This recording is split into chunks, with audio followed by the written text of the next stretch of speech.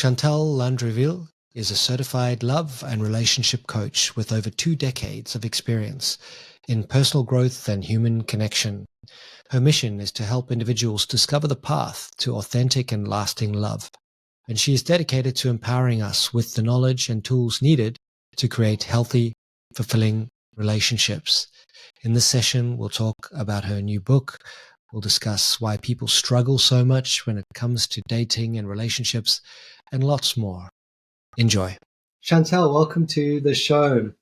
Thank you. I'm so excited to be here. It's great to be talking to someone at the other end of my world. Absolutely. It's amazing what we can do, connecting from the middle of the South Pacific Ocean all the way to the middle of Canada. So, for people who have not encountered your work, can you share a little bit about your journey? Yes, absolutely. So I am a certified love and relationship coach, and how this journey started, and I'm going to try to make my story the short version of the long. But when I was in my early 20s, I was working in sales, and I take the time to actually explain that because there was a quality I developed that only a little later in life I came to understand that was an amazing quality to have, and that was great listening skills. So I was curious and fascinated by people. I still am. That's why I call myself a human connector. I love people, and I'm very curious to know about them. And when you actually are curious and have good listening skills, it's amazing how people will actually confide and literally vomit their lives to you. So that was a natural, I kind of have this natural wave where people would confide in me. And on the other side of the fence, one of the things that was also a huge passion of mine always from my early 20s, I got this from my mother. I was always into self-development because, again, being curious about learning and just a thirst for newness all the time. So I would often just try applying what I had learned or shared it with my client, and we would always see either a result or the client would be like, wow, I didn't know about this, or this is great, thanks for your help. So this to say how it actually has helped me in my business today being a coach. But the other side of the fence is that I was in a relationship from 19 to 26, very young age. I became like quickly an adult, and I moved from a small town to a big city, met a guy that was about 7 years older than I, which showed me and introduced me to a whole different world that I didn't know anything about. So culture, food, wine. So there was this admiration part of me towards him. And a few years when I started taking my personality in, it became a problem for him because I had a big personality, and I think that the dynamic that kind of switched off from being, the provider and the admiration level to me taking my own personality created a bit of a dilemma. So I made the decision to leave the relationship. And when I made the decision to leave the relationship, I remember, and I still remember like it was yesterday, I wrote down a list of everything I wanted to experience and do before I find another relationship. That list ended up taking me over 10 years. So it took a while. But through that, what was great is that I gave myself permission to get to know myself. I gave myself permission to explore things, learn things about myself, which I find a lot of people don't necessarily do because we change so much, especially from our 20s to our 30s. We think we know who we are, but experiences happen in life, and then whoops, you understand, yeah, that's actually not quite me, or I needed to understand or learn these things. So when I finally decided that, okay, this is it, 10 years, like I'm done, I'm ready to meet my person, like let's get this mission accomplished. And that's when I realized I kept attracting non-emotional, available men all the time. And it was really bad that I started questioning my worth. I wasn't pretty enough. I wasn't good enough. Or the countless evenings of being rejected and just crying myself to sleep and just thinking, what is wrong with me? And so it's not until I got to my late 30s, almost early 40s, that I did a different form of therapy through my self-development journey that made me understand why I was showing up, or I should say, attracting these kinds of people in my life. And I always say this when people say that things are not happening in their relationships, I don't understand, me, what's wrong with me? There's a big part of it that is us, that is me. So in my case, I came to realize that my father had died when I was 2. The first love of my life passed away. So my subconscious mind had registered that men will leave you. They abandon you. So attracting unemotional available people was a way for me to stay in control, knowing subconsciously that it would never work out. So when I understood that, wow, that changed my perception on things. And that's when I needed to dive into even deeper work, because when we've had a pattern, a belief for 38, 40, 50 years in our lives, and we now know what is our problem, it's like, oh, how am I going to rewire my brain to change these beliefs and patterns? So that doesn't happen overnight, sadly. So the good news is that it does happen, because I ended up finally, after doing, a lot of more of this deeper work and having and developing much more self-awareness, I met my amazing partner. We're going on our 5th year now. And, when I met him, that's when my aha moment of wanting to do what I'm doing today hit me, because I realized it's one thing to attract the right partner, right? We are always on the quest looking to meet the right person, but it's a whole other thing being in relationship. And this is something that we've never been taught. We have not been taught how to navigate in relationships, and especially not in romantic relationships. So I was like, wow, thank God I had built my toolbox and understood and learned and, was curious about all of these tools, because I could apply it to my relationship. Because you can meet the right person at any given time, and you're not set up to succeed in relationship because you don't know how to manage through it. So the beauty, through COVID, because there's a lot of babies that were born I actually went from, because I had been in the wine business for 20 years. So I literally went from being on a plane every other week to being home 24/7. And this was a calling I knew I had, but I was like, I'll do this later in life, or when I slow down. And well, the universe definitely made me slow down. So I started doing some research, and I created the program, Raise Your Love Signal. And when I put it into place and I started doing some beta testing, I realized how much it was needed out there, and how much we all need and benefit from getting a little help when it comes to love and relationships. So here I am. Now my book is about to come out and being released on February 14th, the Day of Love. Exciting. Super exciting. What a journey. Very matches mine in many ways. Very many parallels there. Yeah, absolutely. And it was in my late 30s that I started to realize some patterns that I was running. It wasn't everyone else. It was possibly me. And then you start to put in place some of the tools that you've learned along the way. So I was also naturally curious and into personal development, but not necessarily applying everything very well. You mentioned connecting the dots between emotionally unavailable men and actually losing your father at a young age. Was there a pivotal moment that you had that realization, or is it something that you just realized gradually over time? Well, you said something that I love too, because it was like consume, and then you needed to integrate the work. So I got to a place that year, I remember very well, that I was like, I need to, like, I'm over consuming, and I'm not integrating and doing the actual work that needs to be done. And that's where a therapist, a specific kind of therapist, took me to this realization, which I had no idea about. And I was actually quite surprised, knowing what I know today, that, it's the number one thing is, if you want to know who you are today and how you show up in a relationship the way you do or not, is you need to understand where you come from, right? So our parents are definitely our first love. So whether they were there, whether they were not, whether they were good, whether they were not, it's our first example of what we see love and relationships are, because they're maternal to us. So that was the key element when, she made me realize that, and she connected the dots for me, which I was like, wow, I wish somebody would have told me this 10 years ago. 100%. Yeah.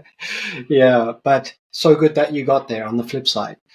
Absolutely. Yeah. So I remember feeling like it was impossible, to find the right person. I just kept meeting people who were just not quite right, or we were not right for each other. It's a two-way thing. Why do people struggle so much when it comes to dating and relationships, particularly in the context of the modern world where we've got so many options, more options than ever before? People are kind of disposable. You can just swipe left or right. I'm not sure which one means what, but we live in a complex time. So why do people struggle so much? I love that question. And funny enough, I was actually listening to a podcast yesterday with a guy that does the science of relationships. So I love knowing the science behind this. And he was explaining how back in the old days, right, before we modernized our world, we were basically coming together as a couple to procreate. That was about it. And just kind of like provide, the basic family life.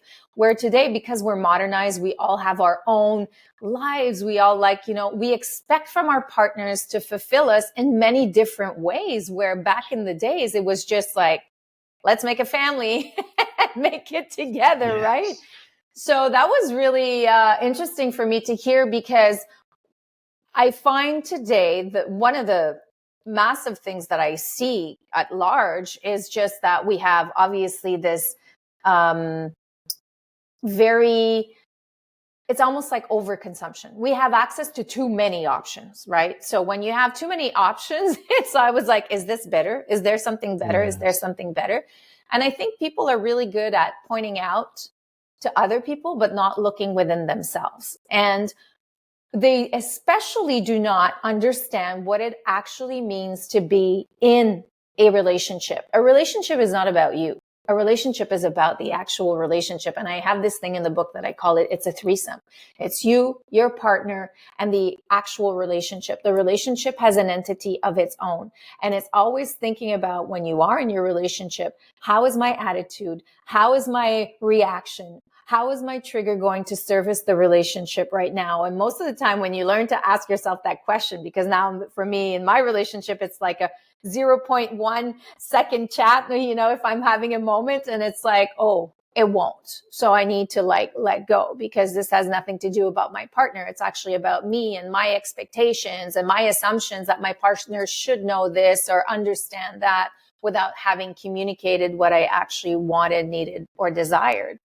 So I think people have to look at themselves first. I also think that a lot of people really think they know what they want, but they really don't. They don't walk the talk of the action of what they think they want. And this is kind of like the triangle I talk about. It's like there's a big difference between what you think you want, what you attract, and what's actually right for you. So a lot of people, stick to what they think they want, which will often hear these words like, I have a type, or, this is my kind of person. And I was the queen of that. And I love to say I always eat a piece of my own humble pie all the time, because I practice what I teach. I remember 5 years ago when I was, before I met Jeff, I was actually out of what I thought had been my person. I had found my person, and it didn't end up working out, because I actually didn't pay attention to any of the red flags that were clearly in my inner voice telling me this is not it. But I got caught up in the fantasy, like we do a lot. And I got caught up in the fantasy and convinced myself that I could make it work. Obviously, it didn't. I was devastated. And I remember a friend telling Chantal, enough. I had been soaking in my bedroom for 2 weeks, feeling sorry for myself. And they're like, we're taking you out tonight to a restaurant opening. And I said, you know what? I'm going to put my nice dress on, curl my hair, put some lipstick on, and I'm going to talk to anyone or any men that have a great conversation to share. And why I'm saying this is that I ended up having 3 amazing conversations with 3 guys I never would have given the time of day, because I had decided at one point my values had changed. I wanted someone that could hold down a conversation. That was important to me versus anything else. And I ended up meeting, a guy from that night out of the 3 that we ended up having a great adventure together. And he's the one that gave me the last piece of the puzzle I needed before I met my current partner, which was a beautiful thing. When I look back, I was just like, wow, how we stop ourselves from possibilities because of what we think we want. And to just wrap up on that is, this guy, the same guy that I was listening to the podcast, I wish I would remember his name right now. He was saying, because he was a professional matchmaker, he would actually ask people, what are your values? And then a week later, ask the same thing and say, what did you do all week? So let's say you're a Christian, you go to church on weekends, you really value diet, food, exercise. Well, I binged eat all weekend. I didn't go to church. I went to a party. Like, there was a completely disalignment so that's where I say, and I notice that even with my clients, is that we do not walk the talk of what we actually say or think that we want. So you really need to sit down with yourself and do some massive reflection, because I realized too that we're in love with the idea of being in love. We don't really understand what love means. And everything we've been taught, educated, and shown is rom-com and Disneyfied, right? That's the only thing we see. So I think we have this fantasy in our heads about how love needs to show up. And we don't think of the long-term effects on how we want to grow and evolve in a relationship with someone. We often make it about the partner in the current moment. I really like what you said about a relationship being its own entity. I've never thought of it in that way before. It's always like me, you, but there is this third dimension, which is us, and giving that the energy and the time that it needs to flourish. And I totally agree that people think of Hollywood as romance. You meet someone and in slow motion you walk towards each other, and maybe it does feel like that for a little while, but they only capture that bit. It's like love songs. I don't think I've ever heard a love song about 2 years in or like 4 years in when there's a kid. They never talk about the ending, or like 3 years or 10 years or 30 years down the road. Never. Yeah, exactly. I think Jimmy Carr, the comedian, has quite a good joke about that, where he says, it's all passion and love, and about 6 months later, what's coming up just as fast and accessible and enjoyable? Sky Sports on TV or something along those lines. It's like, you've talked about everything that you're going to talk about, and now let's just watch Netflix.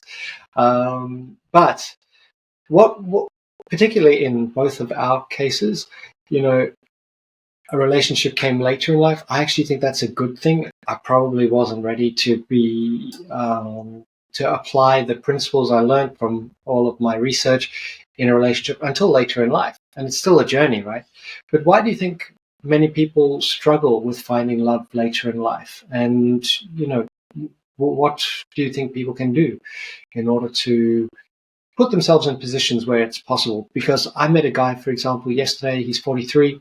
He was doing some work at my house, and he said, if I just work hard for another 10 years or so, then I'll find myself a wife. I was like, wow, why wait?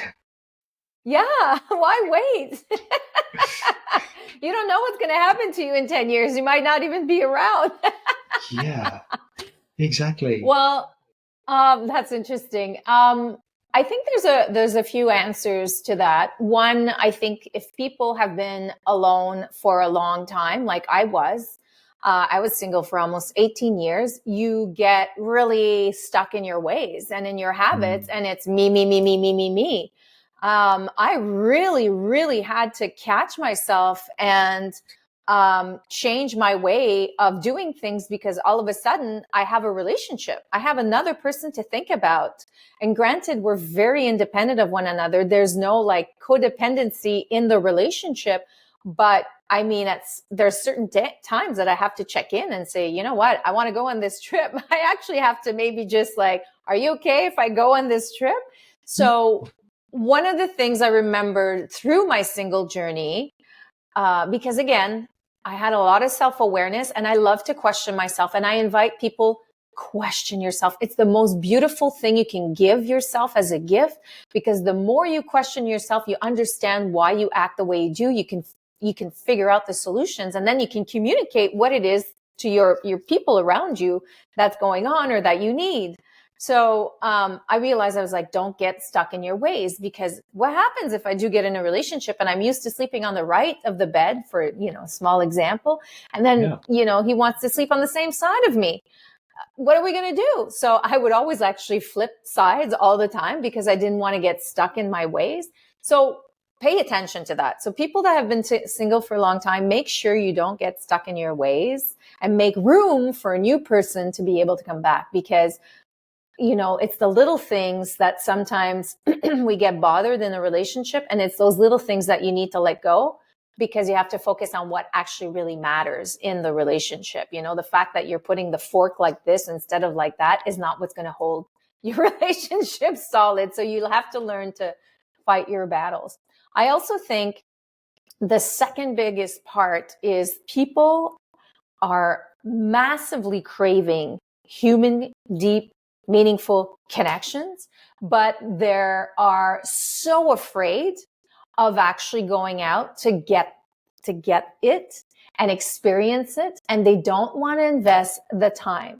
And the only way to be able to really experience deep, meaningful connections is to give time.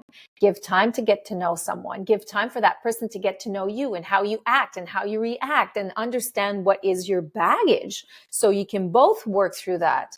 I mean, one of the things that I did different when I met my boyfriend was, we both were in a place that we were like, we're slowing our roll. Like, there's no need to rush. It was very clear that we were both looking for something serious. There was no games, which is great when you're later in life and you do know what you want and you're clear on your value system.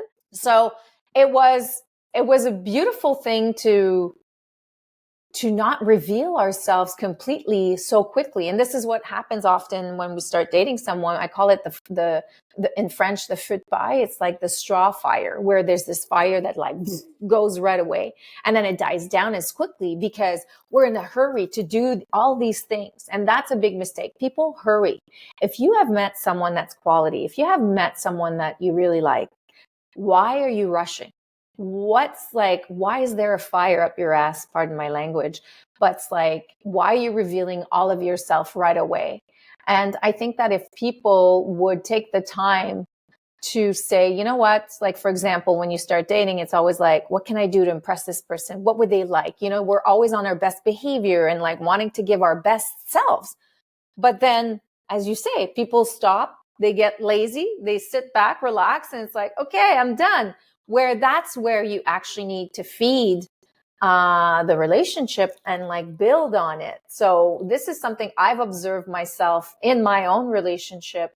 I'm more in love today than I was 5 years ago. And I never thought I'd get to experience this, because we hold each other to very high standards in our relationship. We invest the work.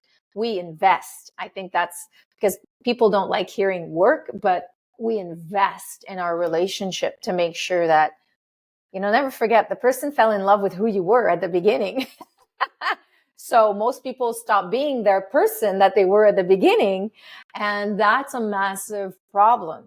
So, again, an example, it's like, why are you over texting? It's not sustainable. People that are texting every day and 100 times a day, and it's like, it's not sustainable. So when the behavior changes, we're disappointed, where we start freaking out, especially if you're an anxious attachment style. You're like, oh my God, this person is not into me anymore. So we really complicate our own lives. Like, we literally do. Yeah. Not being flexible and willing to adapt and change, because it's necessary. You can't stay in your own ways.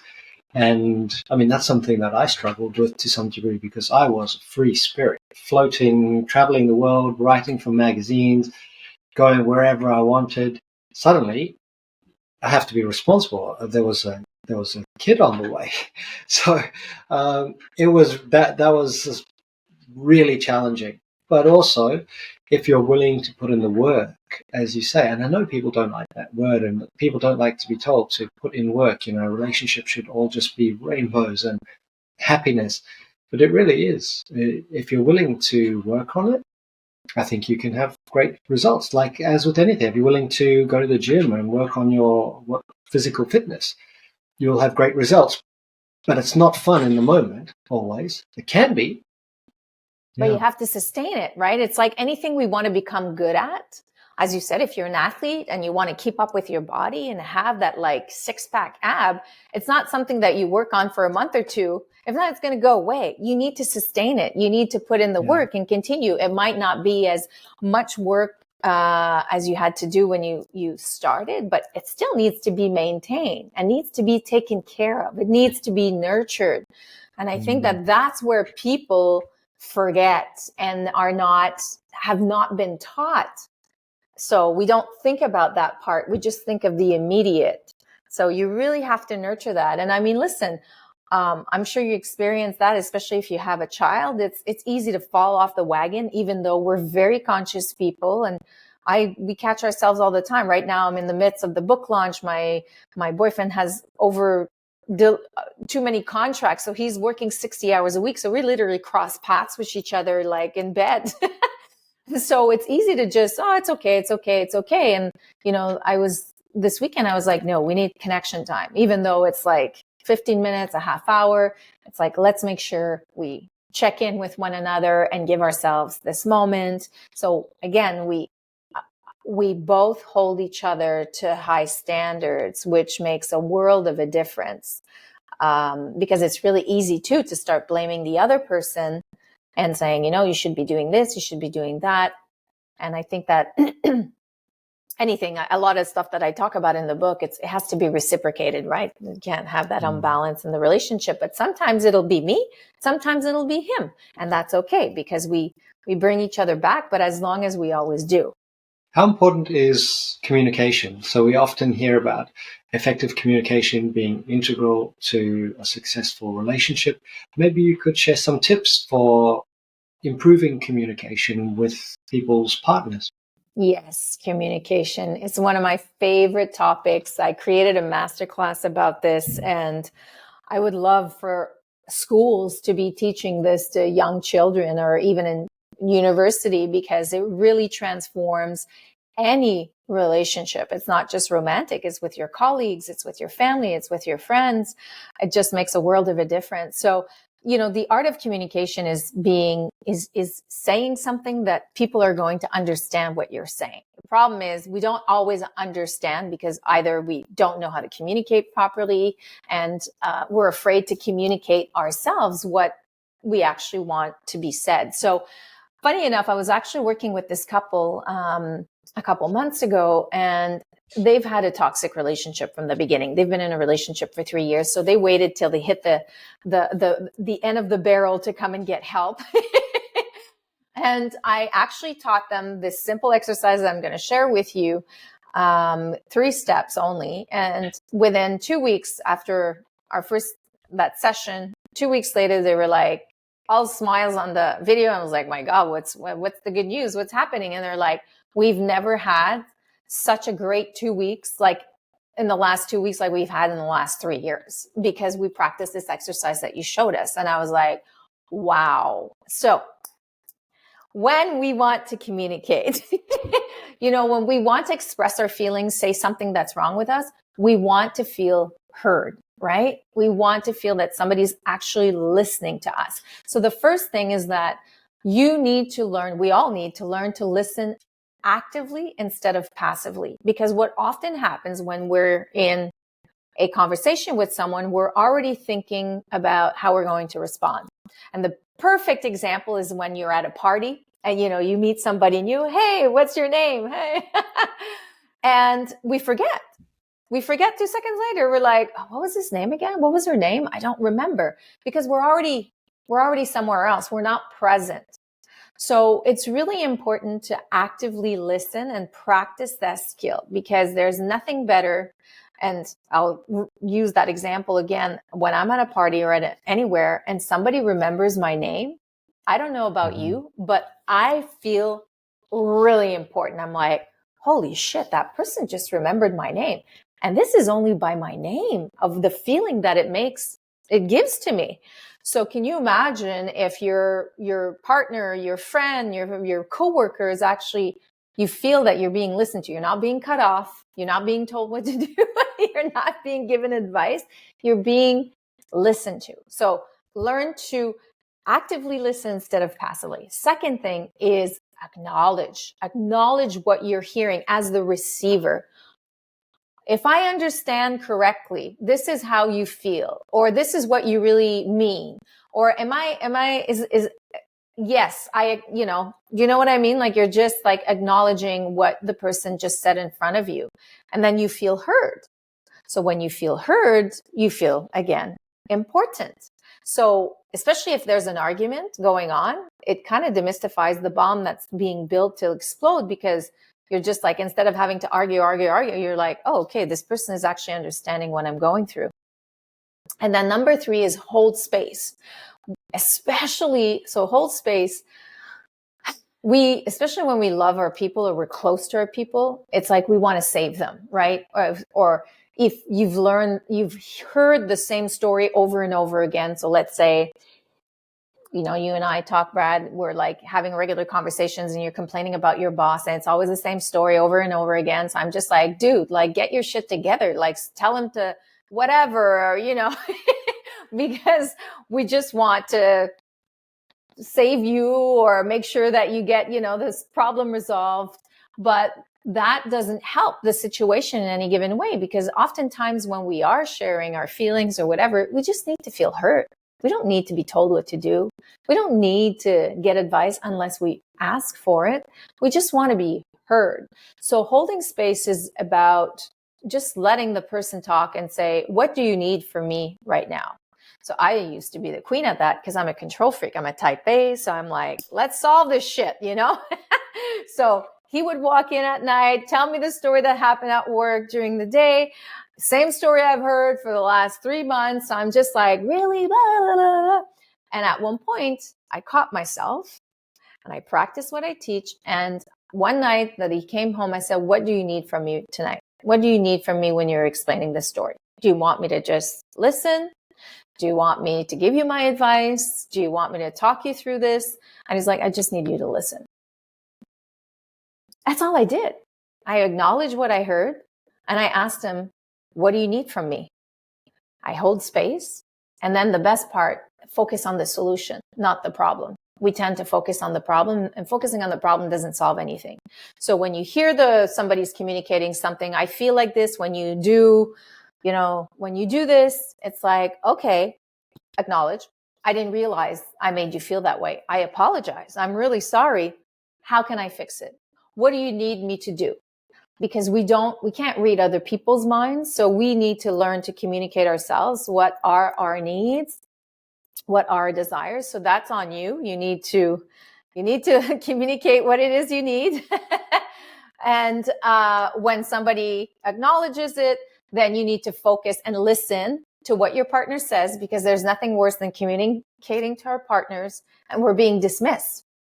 What are you talking about? No, it doesn't matter. You have no idea. You're always complaining about this. So that makes you feel unimportant.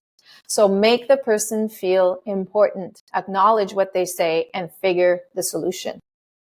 So those are, I said 3 steps, but they're 4 actually. Four great steps. I really like the rephrasing of what they've said to indicate that you're really listening. I mean, that's such a simple tip, just to be able to say, okay, so I understand that you're feeling because of this, and demonstrating that, and then holding the space. And then, it's simple things, right? But it just shows that you're fully engaged. Like, in your experience, so say there is an issue which you're struggling to resolve, and there's a tendency for you to say, okay, fine, I just won't do that anymore. But actually, you don't mean it. You're just going, I just need to finish this conversation so I can get on with my life.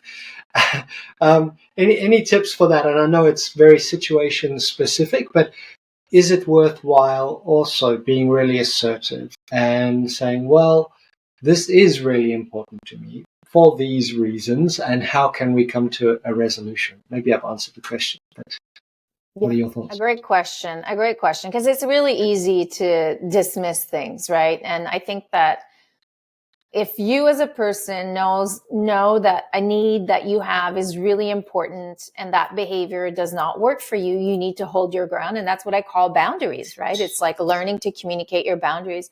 So that's why it's important to set these habits at the beginning of a relationship, because the person knows what they're in for. And the other thing I would suggest is that if you have problems communicating, because it didn't come easy to me for a long time, I would just shut down and pout in my corner and just never say anything and never get the problem resolved. I would just forget about it and move on. And that's where resentment builds in, and anger, and oh my God, you're setting up yourself for failure later down the road. So, give yourself time to learn how to communicate, because I realize that it's not always easy, but you have to create a safe space. The only way we feel safe to actually express ourselves is if our partner makes us feel safe. It's okay for you to share this with me. So you need to integrate that in each other's mutual relationship. And that's as much as in friendships as it is anywhere, like safety that I can feel I can communicate and say something, and I will be acknowledged. I will be heard. I will not feel threatened. I will not feel like I'm stupid for what I'm saying. So conscious. This is very conscious. It takes a big person to be able to do that. So, but I'm telling you, the best thing I've ever learned in my life, because it's transformed all the relationships I have in my life. The quality is unbelievable. I don't navigate through conflict like I used to. We don't have fights. We will, talk through and do these steps, and it's just, okay, moving on. And the last thing I want to say is that if you struggle with dealing with something in the moment, which I did, I get fired up and I get all emotional. So I'm like, I need time. I need a timeout. I can't have this conversation right now, because I am going to literally rip out your throat. Like, I'm just going to kill you and say things I don't want to say. And I know myself enough. I have enough of that self-awareness to actually be able to communicate that. On the receiving end, my partner doesn't say, no, I want to get this solved right now. He knows, because I communicated how I feel, and he knows this is my character. He lets me be. All right, go. And when you're ready, we'll circle back and finish the conversation. But there's an agreement. We always end up having the conversation within 12 hours. And it's my initiative, right? I need to come back and circle the conversation. There's no swiping it under the rug. So these are all little tips and tricks that you can do. And it's always about catching yourself and your ego and humility. There's much more value in saying I'm sorry than continuing to fight and wanting the need to being right. There's, and when I say about the entity, the relationship, that's where I always have that voice when I'm being triggered in any relationship and my ego starts coming up. I want to be right. And like, oh, what the hell is he talking about? I'm just like, is this servicing the relationship? Is my behavior, what I'm about to say, everything? And I would say 98.5% of the time it isn't. And that just take a deep breath. I take a step back and I'm like, okay, I'm going to talk myself out of this. Calm down. So what are some common misconceptions about love and relationships that you cover in your book? So I actually start the book, and this is how I started all of my research, was questioning myself on what does actually love mean?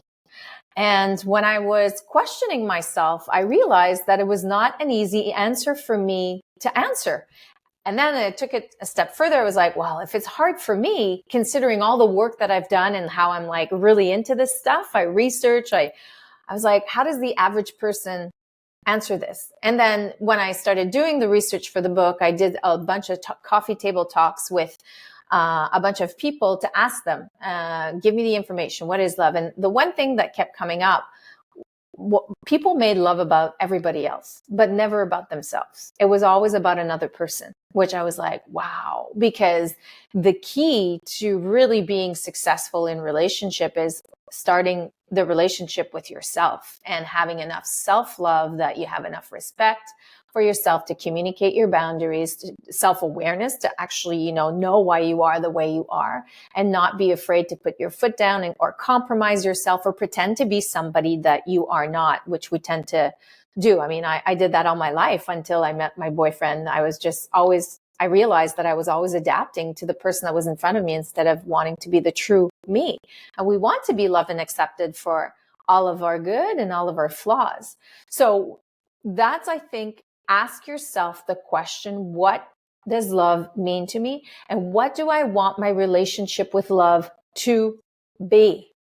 And that was a massive game changer for me because, for example, if you've been in toxic relationships or seen your parents in toxic relationship, or you're used to always being the giver because, it's just what you've seen, then you can't learn to receive in your relationship. So you're probably, have a very guarded heart. You don't know how to be vulnerable. So in a relationship with a man, if I'm talking with a man and a woman, you're not leaving room for the man to provide for you. And that's like in their core DNA. So it doesn't open the relationship the way you really want to be in a relationship.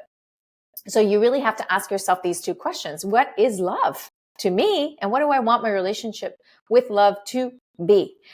And it's not that romance and it's not that fire. And I know, like, when I say this, I take all this sexiness of what we think love is and what we've been taught. But I think that's a massive misconception, is that people literally have no idea what love actually means. And we've just been completely, rom-commed about it and Disneyfied. So, which is not sustainable in the long term. So yeah, those are the two things. That's such a good point. I've never thought about two things that you've presented today. One is a relationship as an entity with a life of its own. I just love that, and you nurture it just as you would your physical vitality. It's like your lifestyle. You know that you have to move and eat well and spend time in nature, and you need to nourish a relationship in the same way. Amazing. And then even just conceptualizing love as a thing, as an entity, and what's your relationship with it. That's really interesting. I don't think people even think for themselves about what love actually means. I interviewed on my other podcast, the Resilience Podcast, one of the world's leading experts. She's, I believe, at Oxford University or Cambridge, Dr. Anna Machin, and I asked her, so how do you define love? She's one of the world's leading experts in the space. She couldn't define it. She said there's lots of different types. I think defining that relationship, and in your opinion, can you really love someone else if you don't love yourself? No, because your partner will only love you as much as you love yourself. So I definitely think that if you suffer from massive lack of self-worth, if you are afraid of experiencing a deep, meaningful connection and have a guarded heart, you will not attract and be able to be in that healthy, deep, vulnerable relationship. And I've come to understand that's what true love is safety. It's feeling safe enough to be able to be who you are, express yourself, be accepted, be respected, be heard. That's what love actually means to me. It's like, those are beautiful things that you just, and I'm sure when I say these words, how does that make you feel? It resonates completely. I think that I've never thought of it as being that space where you're safe to express who you truly are, but that is what it is. Yeah. And it's a really beautiful thing to know that you, no matter what's happening in the background, because we all have our baggage, and stuff comes up all the time. When you feel safe, you know that you can actually walk through whatever's happening together. And that's a really nice place to be.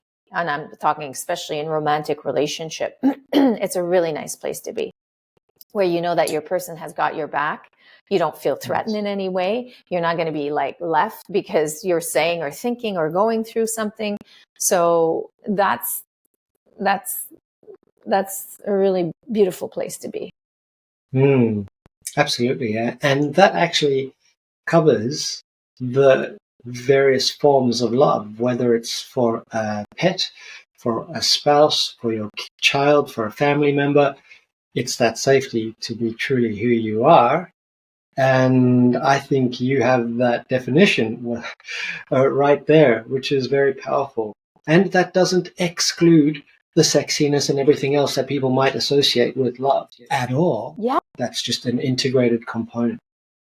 Exactly. It's a bonus. It's a bonus because when you have that, I find that then it gets more exciting to do all the rest of the stuff, you know? I love to put pepper on my salad all the time and make it more exciting because, you know, it's well, one, it's up to us to do it. It's like waiting around for it. I actually heard today, which I loved, and it was a bit of an aha moment for me, where people want to be in healthy relationships, but a relationship that makes you feel good is boring.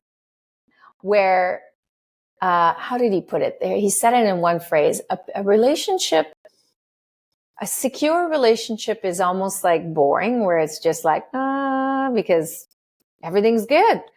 But we are uncomfortable, or we actually are attracted to the danger or to the unhealthy, which I was like, that's very true. That's very true. Hence why the work, investing, is very important to hold each other. It's, you know, I create scenarios all the time in my relationship to bring back that spice or to do things. And we're like, you know, woohoo, okay, tonight is the night. We're going to do something XYZ, you know.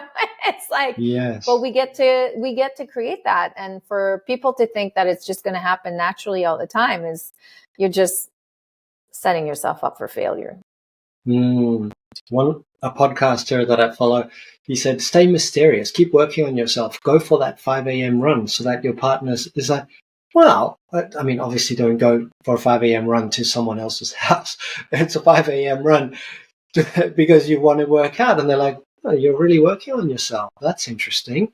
And, you know, you can keep a little element of mystery in that you're writing a new book or you're doing, but it requires work as well. I mean, if you're just sitting watching sports and consuming TikTok videos, not that there's anything wrong with that if people love it, but if that's all you do, the mystery is going to be gone pretty fast. It doesn't and you're probably not enjoying your No. And I'm sure if you had started dating and you were dating a guy that was always doing that, you'd be like, screw this.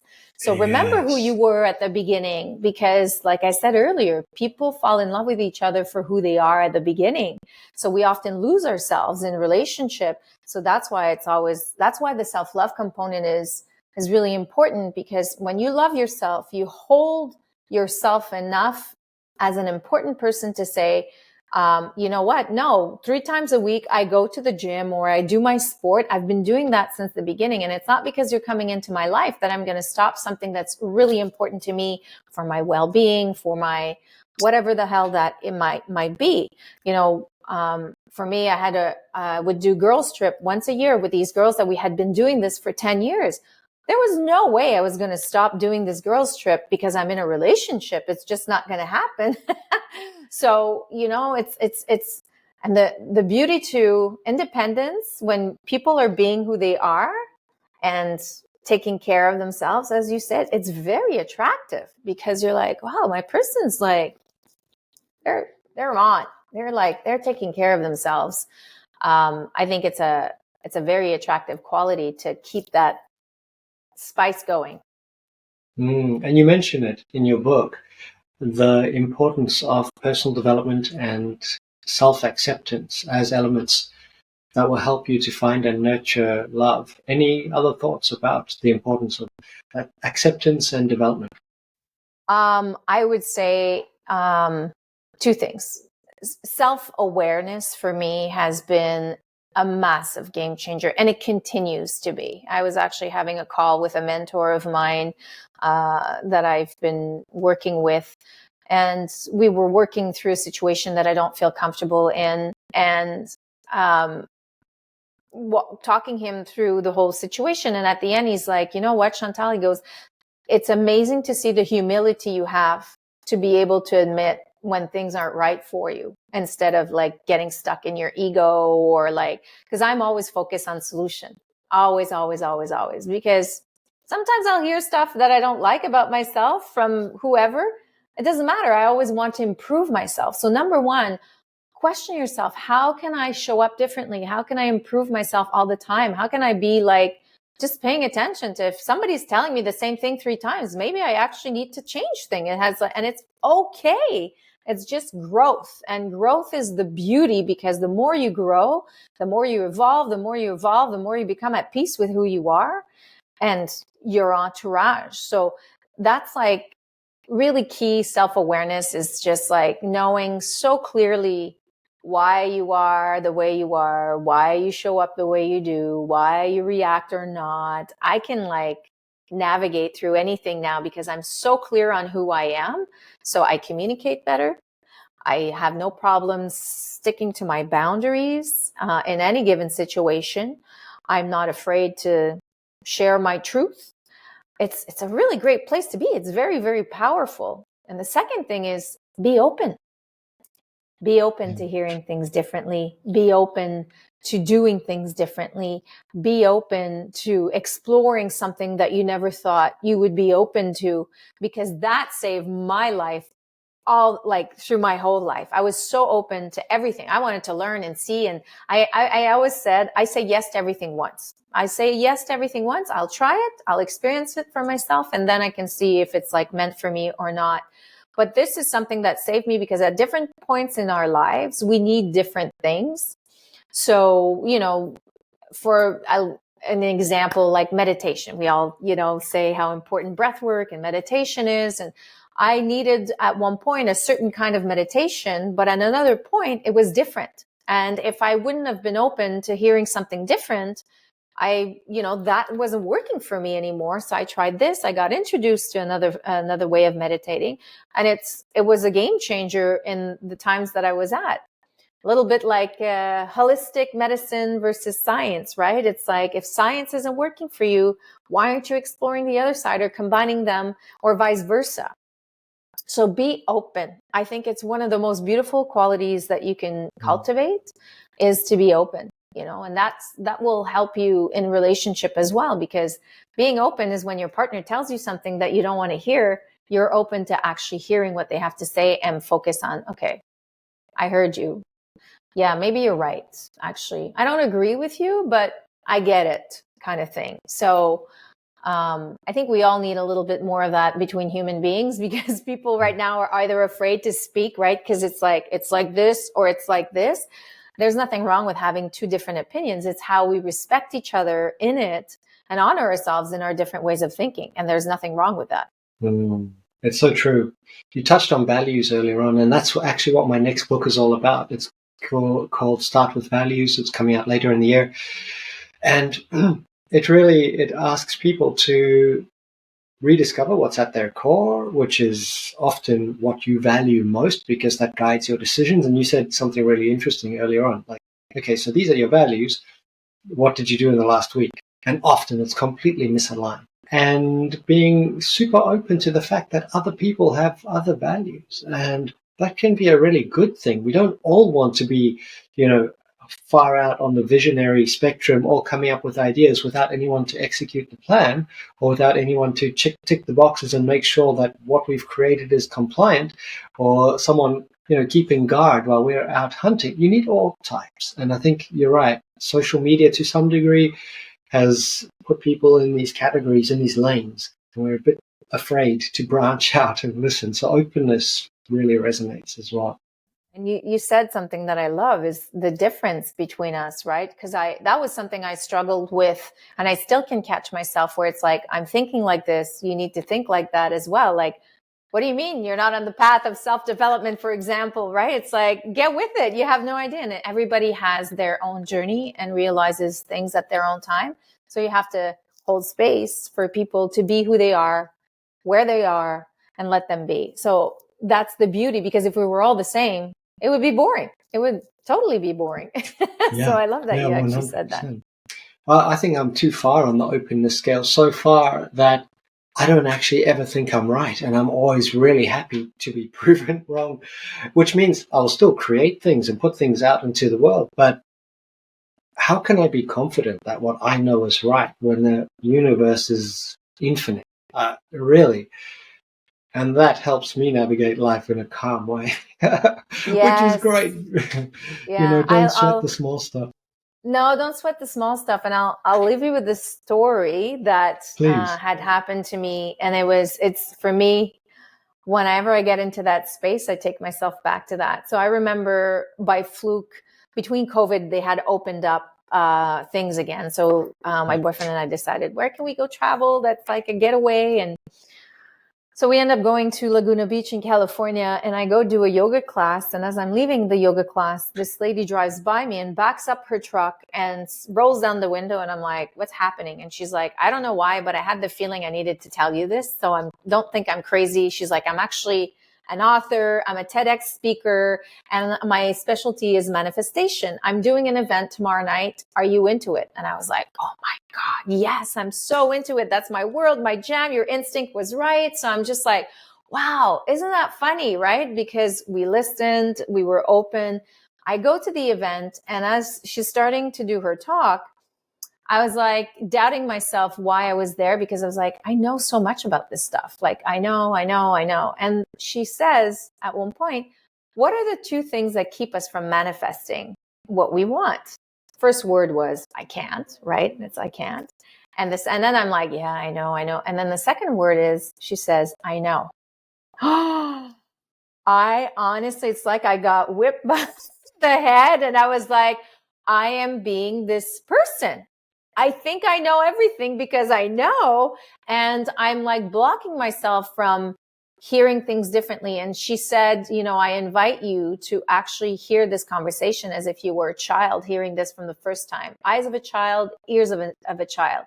And that for me was a massive eating a piece of my own humble pie, as I love to say, humility, because I was like, whoa, I need to remember this. And I always do. As soon as I catch myself saying, I know, so it was a great lesson. A great lesson. I'll definitely remember that. So, Chantal, for people who want to find your book, it's coming out on the 14th of February, 2024. Is that the year we're in? Yeah, wow. So, the name of it is called Raise Your Love Signal. Raise Your Love Signal, a guide to attracting and keeping the love of your life, because at the end of the day, it's often what we want, right? We want to find our person. We want to stay with our person. So it's a guide. I wanted to create something that was really easy to read. It's not like a brick because we're so short attention span. I wanted to make something that was something you could refer back on a regular basis, almost like a night table book. And no matter where you are in your journey to love, there is something for you in there. And like me, because I do this all the time, but I still fall off the wagon. So it's a really great tool to go back to on a regular basis and consult and ask yourself these questions. I've integrated a lot of exercises and self-reflection exercises.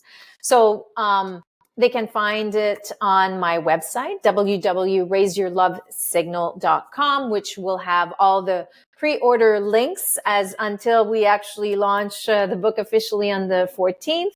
And then my most active platform is Instagram for the time being. So they can find me there under my name, Chantal.Landreville, which I'm sure will be in your show notes. 100%. And if this conversation is anything to go by, the book is going to be amazing. So I'll be on that pre-order list. Chantal, thank you so much for your insights and wisdom. I've really enjoyed this conversation. I hope we get to do it again at some point. And yeah, Any final thoughts before we sign off? Don't give up on love, and think about love a different way than what you've been thinking about it this whole time. Thank you so much. Thank you all for joining, and we look forward to seeing you again soon. Check out the links in the show notes.